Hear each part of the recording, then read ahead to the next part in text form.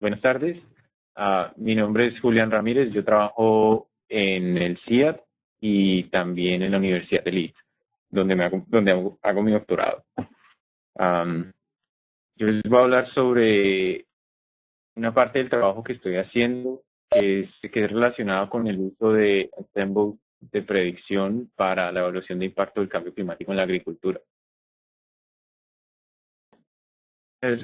La charla pues va a ser relativamente corta y se enfoca en primero introducir el concepto de Ensemble y luego y las razones por las que los usamos, y luego básicamente mostrar por qué los necesitamos usar o por qué es bueno usarlos en agricultura, y finalmente concluye con un caso de estudio en la India, de maní en la India.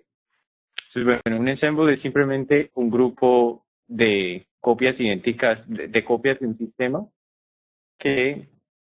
o de réplicas de un sistema o de representaciones de un sistema que se consideran todas simultáneamente. Entonces, cada copia no es exactamente igual, sino que tiene algunas diferencias con respecto a las demás. Y cada copia se considera que es igualmente plausible, igualmente realista. El concepto de ensemble y de miembro de un ensemble, que sería cada uno de estas copias, viene del hecho de que de que es imposible tener una predicción del mundo o de algún fenómeno natural con completa precisión. Entonces, por ese motivo, lo que hacemos es simplemente mostrar diferentes opciones. Entonces, por ejemplo, lo que vemos en la figura es un ensemble de modelos que lo que intentan es predecir la trayectoria del huracán Sandy. Entonces podemos ver 3 modelos cada uno de los paneles y varias líneas por cada uno de los paneles. Entonces cada línea está prediciendo una potencial trayectoria. Y pues lo que podemos ver es que la incertidumbre pues es más o menos grande. Entonces cada modelo tiene unas trayectorias diferentes, cada modelo tiene una dispersión diferente y cada modelo tiene unas características de predicción diferentes. Si vemos, por ejemplo, dónde llegan las líneas a la costa de los Estados Unidos, desde la costa de los Estados Unidos, podemos ver que las diferencias en términos de kilómetros, si medimos la incertidumbre en términos de kilómetros, el rango puede llegar a ser bastante amplio. Entonces, el uso de ensemble, como lo decía, de los ensembles, o como lo decía antes, viene dado porque no tenemos herramientas de modelación que son perfectas. Todas están sujetas a errores, y muchos errores, pues algunos errores que podemos medir y otros errores que no podemos medir. Los errores que no podemos medir es de donde vienen lo que llamamos incertidumbre. Entonces, cuando hacemos un ensemble, típicamente consideramos la incertidumbre asociada con la estructura del modelo. Eso está relacionado con las ecuaciones o los principios que involucramos en él, con los parámetros que usamos en el modelo. Entonces, cuando usamos ecuaciones, muchas de estas requieren parámetros, y esos también, si no tenemos datos para controlar los valores de los parámetros, entonces tenemos que muestrear rangos realistas de dichos parámetros. También hay incertidumbre relacionada con los datos. Entonces, en los casos en que aunque tenemos datos para calcular los parámetros de los modelos, esos datos pueden estar sujetos a un error que no conocemos. Hay también incertidumbres relacionadas con los algoritmos computacionales. Entonces, y esta en particular, aunque se ha investigado muy poco en ciencias ambientales, puede llegar a ser importante. Y también incertidumbres relacionadas con la interpolación. Entonces, para la agricultura, eso significa, en primer lugar, que estamos sujetos a una serie de incertidumbres. Entonces, esas incertidumbres, en primer lugar, vienen de los escenarios climáticos. Entonces, un escenario climático pues está compuesto de una simulación de un modelo climático bajo un escenario de emisiones en particular. Entonces, ahí ya tenemos 2 fuentes de incertidumbre. La primera es los escenarios que consideramos, que son diferentes trayectorias, cada una igualmente plausible, y la otra son los modelos. En ciencias climáticas también hay incertidumbre respecto a los parámetros y respecto a las condiciones iniciales. Y todas estas incertidumbres afectan a la predicción, las predicciones y las proyecciones en la agricultura. Como segunda medida, pues entonces en la agricultura también tenemos nuestros propios modelos. Entonces nuestros modelos tampoco son perfectos en la agricultura. Nuestros datos con los que calibramos los modelos de cultivo tampoco son perfectos y los de los demás tampoco. Entonces, como lo que buscamos es consistencia, robustez y consenso, lo que hacemos es tratar de utilizar un número de modelos o de condiciones iniciales o de parámetros o de sets de parámetros que nos permitan muestrar una buena proporción de las incertidumbres que potencialmente existen. Obviamente muestrar todas las incertidumbres pues es computacionalmente muy costoso, aparte de que es imposible determinar cuáles son todas las incertidumbres. Entonces lo que hacemos es, por ejemplo, variar los parámetros o usar varios modelos para poder para poder al menos muestrear parte de esa incertidumbre. Entonces, muchas veces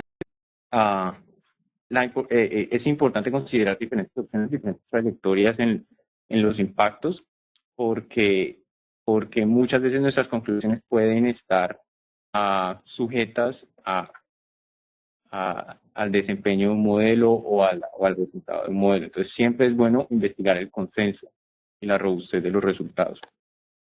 Entonces, ya moviéndome hacia el caso de estudio en la India, entonces, dentro de mi doctorado, una parte de mi trabajo está enfocada en usar ensembles de predicción para investigar el impacto y el consenso en términos de impacto y consenso de ese impacto. Entonces, el enfoque en este caso pues es en India. Entonces, me disculparán que no estoy hablando sobre Colombia, sobre algún lugar en los Andes, pero pues mi trabajo aquí en la universidad se enfoca en esto. Lo importante es que las metodologías son perfectamente aplicables para diferentes casos de estudio, aunque las conclusiones es probable que no sean exactamente las mismas, porque siempre la variabilidad en sistemas productivos y en condiciones edafoclimáticas puede causar las conclusiones, puede hacer que las conclusiones cambien de un lugar a otro. Entonces, lo que vemos en la figura son las 5 regiones productoras en las que se enfoca el estudio y los rendimientos en la línea base a la derecha. Los rendimientos observados, perdón, a la derecha, como promedios de 1966 a 1993. Entonces, lo que hice en el trabajo fue diseñar un ensemble de predicción basado en un modelo de cultivo que se llama GLAM. GLAM es un modelo que se llama modelo de áreas grandes para cultivos anuales. Fue desarrollado en el 2004 y es un modelo basado en procesos. Entonces, como es un modelo basado en procesos, es un modelo que considera en buena parte la fisiología del cultivo. Obviamente es un modelo relativamente simplificado y por eso lo podemos usar en grandes áreas y por eso lo podemos usar directamente con simulaciones climáticas o podemos manipular sus parámetros fácilmente. Entonces, el ensemble que usamos fue basado en GLAM y se basó en 32 simulaciones del último ensemble de predicción del IPCC. Entonces, fueron 32 simulaciones de cultivo. Como sabemos que los modelos climáticos no son perfectos, queríamos en primer lugar investigar cuál es el efecto de las simulaciones climáticas, de los errores en las simulaciones climáticas en la simulación de cultivo, y como segunda medida, cuál es la incertidumbre que aparece cuando usamos diferentes métodos de corrección de sesgo. Entonces, en mucho de la literatura se menciona el método delta, pero igualmente que el método delta, que es un método que es simplemente uno de los varios métodos que existen para corregir el sesgo de las simulaciones climáticas, igualmente que el método delta hay muchos otros métodos, por lo menos otros 10 o 8, 10 métodos más. En este caso usamos tres métodos, incluyendo método delta. las simulaciones y luego las simulaciones de cultivo. Entonces en las simulaciones de cultivo lo que hicimos fue perturbar los parámetros del modelo de cultivo dentro de unos rangos realistas y asegurando que la perturbación no afectaba el desempeño del modelo respecto a las observaciones. También simular la respuesta del cultivo a la estimulación por dióxido de carbono. Entonces, como sabemos, el cambio climático puede traer efectos directos e indirectos. Los efectos se llaman directos, pues es el incremento en las condiciones, en la concentración de dióxido de carbono, que en cultivos C3 como el maní puede incrementar directamente la tasa de fotosíntesis y la acumulación de biomasa. Sin embargo, no sabemos, y el efecto indirecto pues es relacionado con el clima, en ese caso. Respecto a las condiciones, a la estimulación por dióxido de carbono, hay mucha incertidumbre en cuanto a si la respuesta, en cuanto a qué tan significativa es la respuesta respecto a condiciones normales de CO2. Entonces hay experimentos que se han hecho en el campo, que se llaman PACE, y hay otros experimentos que se han hecho en cámaras. Y los dos tipos de resultados pues difieren. Entonces, basados en estos resultados, lo que hicimos fue escoger 4 posibles opciones de simulación de CO2 para el modelo. Y pues también decidimos mirar o investigar cuál era la respuesta del modelo, si se cambia, o cuál es la incertidumbre que viene de no saber exactamente cuándo se siembra el cultivo en los diferentes escenarios futuros. Entonces eso pues nos da un diseño factorial de más en el que estamos cuantificando 5 diferentes fuentes de incertidumbre. La gran incertidumbre faltante en ese caso es la estructura de los modelos de cultivo. Entonces, en futuros estudios tal vez sería muy interesante involucrar no solo GLAMS, sino otros modelos como pues otros que ustedes también probablemente conocen, DSAT, Aptim, EPIC y varios otros más que existen. Entonces, ya moviéndonos un poquito hacia los resultados, lo que encontramos es que, bueno, en términos del efecto de los errores de las simulaciones climáticas en el modelo de cultivo, lo que podemos ver en la figura, por ejemplo, son 2 casos contrastantes de modelos climáticos. Es el modelo de arriba. En la izquierda pueden ver una figura donde se muestra sin corrección de sesgo y la otra la simulación de cultivo con corrección de sesgo. Esas son funciones de probabilidad, funciones de densidad de probabilidad. La azul son las simulaciones control, que son con datos observados. El negro, la línea negra, es las observaciones. Y lo rojo es con el modelo de cultivo, con sesgos, con sesgos o con los sesgos corregidos, dependiendo de la izquierda o la derecha. Y 2 modelos. La primera línea es un modelo, la segunda línea es otro modelo.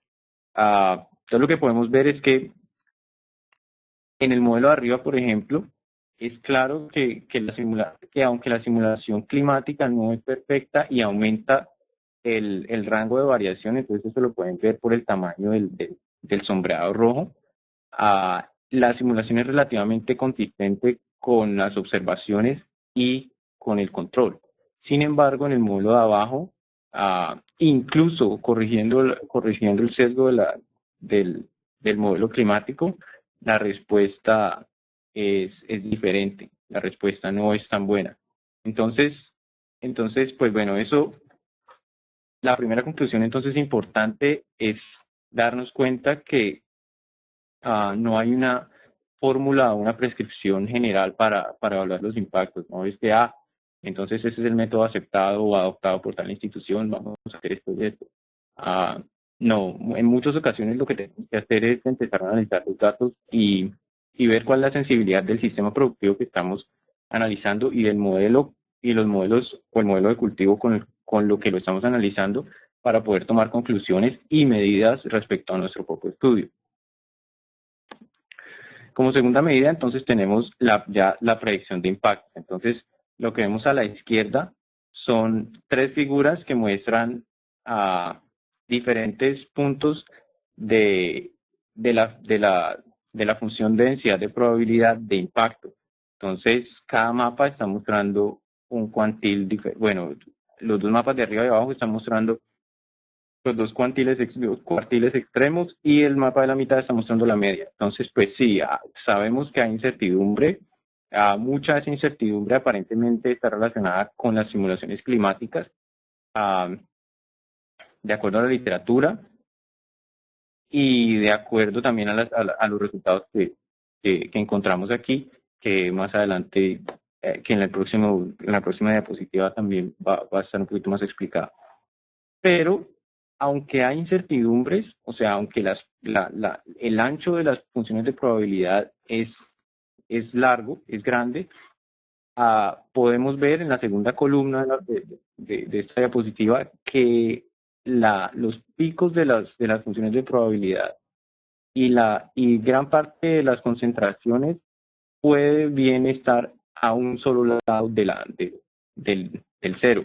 Entonces, en el caso, por ejemplo, del oeste, de la zona oeste, zona 2, lo que encontramos es que el impacto es positivo. Pues, en una investigación más a profundidad de qué está causando esos impactos positivos, lo que nos dimos cuenta es que el estrés de sequía, lo que nos dimos cuenta es que la precipitación tiende a aumentar según las proyecciones de CEMIP 5. Entonces, como la precipitación tiende a aumentar, se reduce el estrés de sequía terminal, hay un aumento en la acumulación de biomasa y también hay un aumento en la duración. Entonces, ese proceso fue muy consistente a través de muchas simulaciones de las que hicimos. Y eso pues nos indica que hay robustez y consenso a través del ensemble que usamos. En la zona central hay más incertidumbre y eso lo pueden ver porque las, las curvas están más centradas, están un poquito más corridas hacia el cero. Sin embargo, las probabilidades de tener impactos negativos son mucho más altas, son un poco más altas que las de tener impactos positivos. Entonces, eso quiere decir que gran parte del ensemble, que la mayor parte del ensemble estaba diciendo o estaba dando resultados que indican que los impactos son negativos, que habría para 2030 disminuciones en el rendimiento.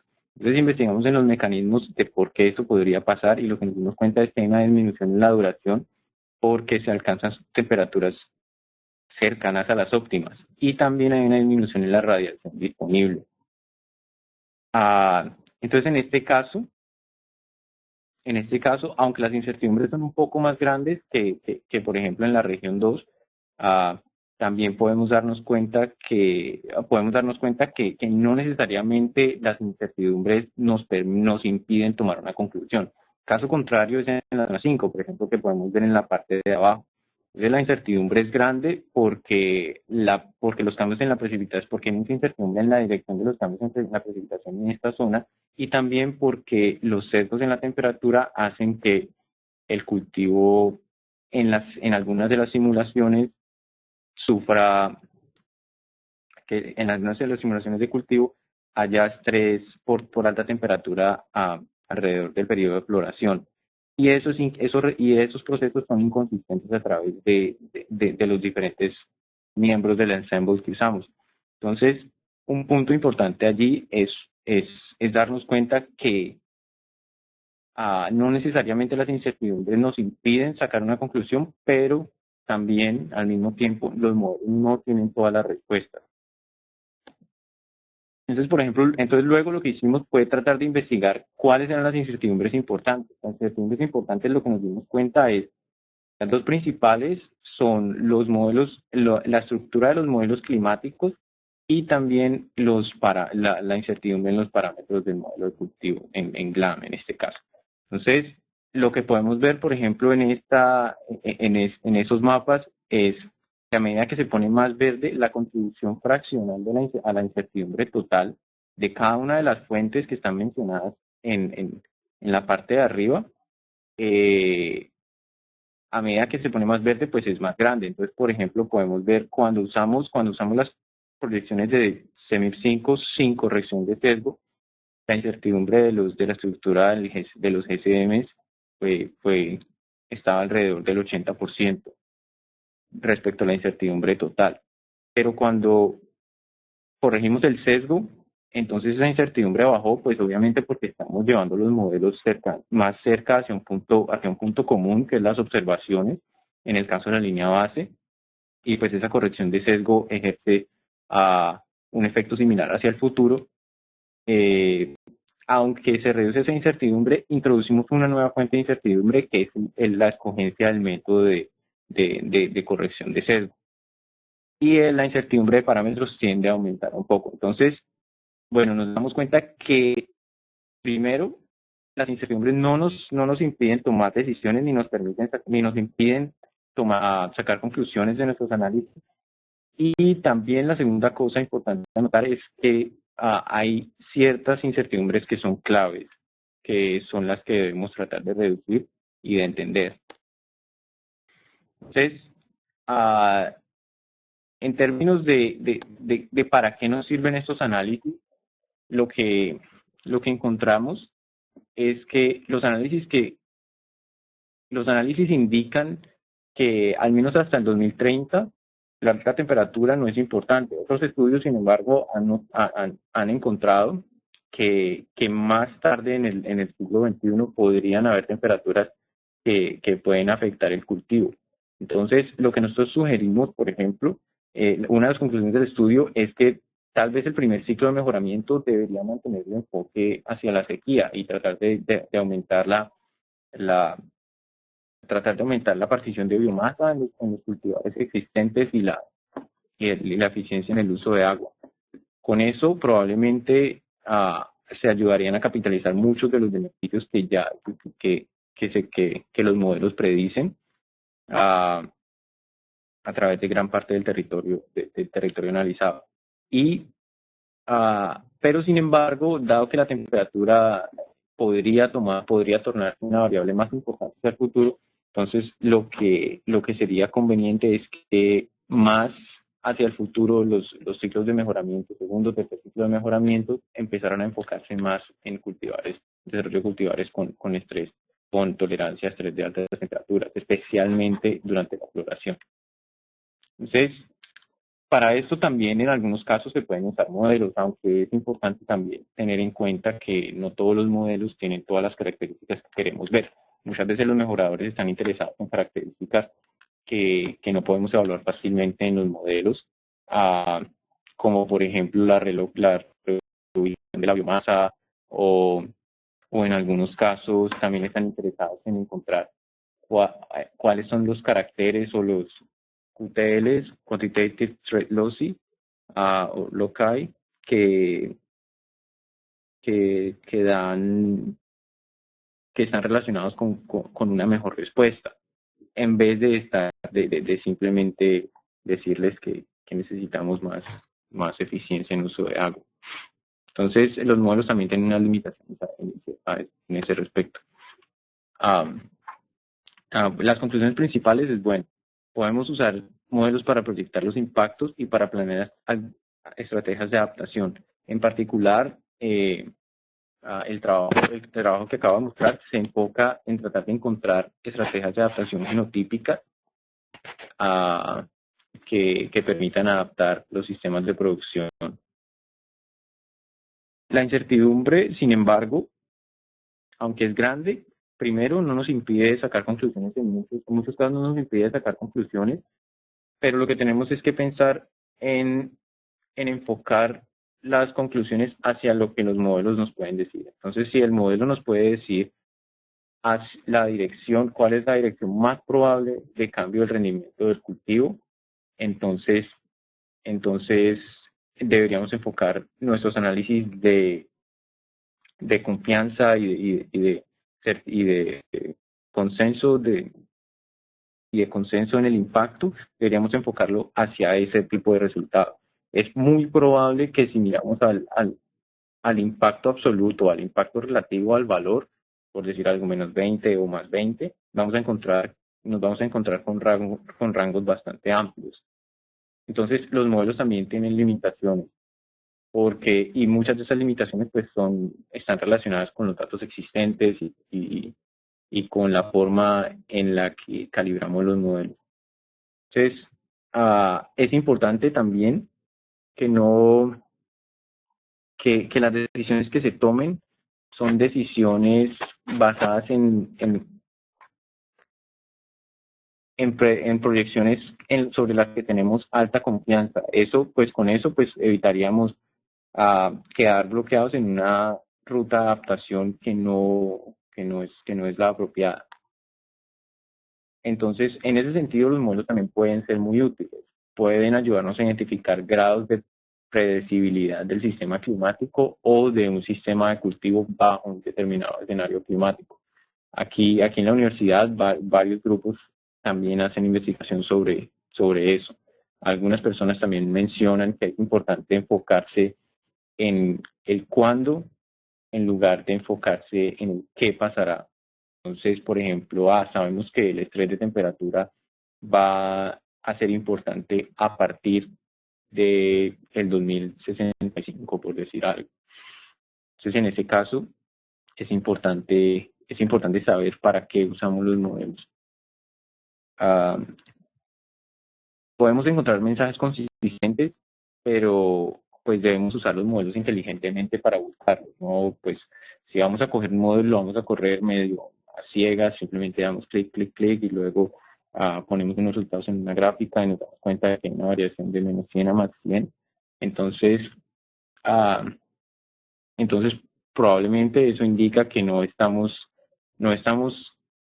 usando las herramientas en la manera más apropiada, de tal manera que podamos investigar o al menos determinar si podemos, en efecto, dar alguna conclusión.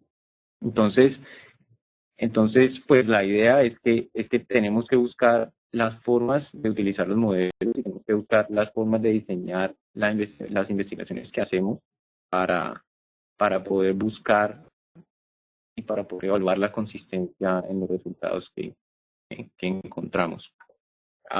En los casos que definitivamente hay inconsistencia en los resultados, finalmente, pues hay dos opciones. La primera es que sigamos invirtiendo en modelos y en colección de datos para reducir las incertidumbres, en el desarrollo de modelos, mejoramiento de modelos y pues colección de datos.